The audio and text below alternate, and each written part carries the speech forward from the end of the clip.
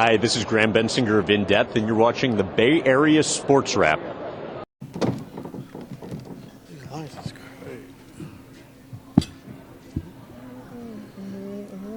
Coach, when you repeated as a player, what was the key for you guys in repeating? And why do you think it's so hard for teams to do that now? For us, I think it was kind of easy. I think the biggest thing was getting over the hump. You know, we had lost to San Antonio, got swept. We got swept by Utah. And then Phil came in with instant credibility, and it gave us a jolt of energy, like we believed. And so once we won our first championship, it was like, okay, like we know what it takes. We know how to get here. And I think, you know, Kobe and Shaq, like you said, it just took all the pressure off their shoulders. And then once that happened, they just, you know, it was on from there, you know. And so I think it made it easier, but nowadays it's a little different. But back then it was easier for us. And that was the last three-peat, too. Yes. Yeah, but you left to Washington. Yeah. Secondly, in terms of CP, how's he come along? How do you use him? And what does it mean for you to have, like, another coach on the floor? Yeah, I mean, he's been great, you know. If we look in the camp, you know, like I said, him and Brooke Lopez has been, you know, really, really good, you know, in camp. And just having another floor general on the floor that can run your offense, can get guys good shots, can get guys in the right spots, as well as taking care of the basketball. That means a lot. And, you know, for our team, we take care of the basketball. We're a tough team to beat. So, you know, having a guy who can come off the bench and take care of the basketball and get guys in the right position is it's invaluable. Hey, Coach.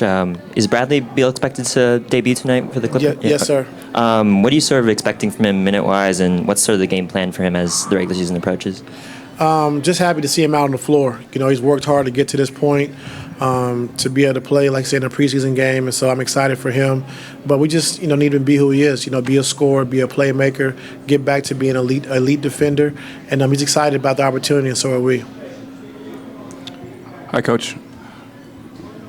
Is the West more stacked than before? And if so, why is that the case? Yes, it's more stacked. Why is that? I don't know. I don't know. Yeah, a lot of talent. You know, KD going to Houston. I think Jalen Green and Brooks getting a new start to go to Phoenix. With Booker, they have something to prove. You know, a lot of people sleep on them because they're young, but they have a lot of talent in Phoenix.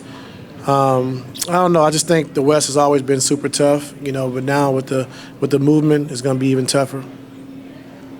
Coach, going back to Chris, you a little surprised about how emotional he was when he got introduced, and just kind of what this franchise means to him. What does it mean to perhaps be ending his career here?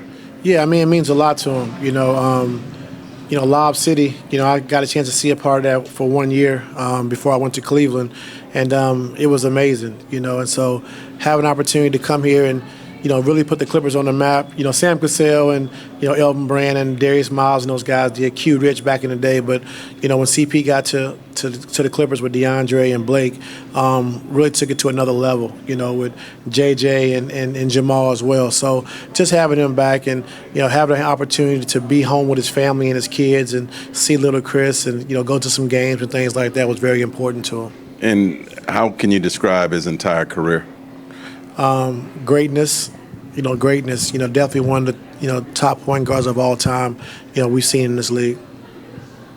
How different, if at all, is scheming for Steph now than it was 10 years ago when you started coaching? No different. And that's what's scary, you know, to be 37 years old and you still got to trap him and double team him, and one of the most, you know, dangerous players in our league that can get going and score, you know, 12, 15 points in 3 minutes, you know. So he's still dangerous, and you can't let your foot off the gas. Yeah. Hi, I'm Gary Gerald. I'm proud to have been with the Sacramento Kings organization as a broadcaster for 40 years. And I'd like to encourage you to become familiar with Bay Area Sports Wrap.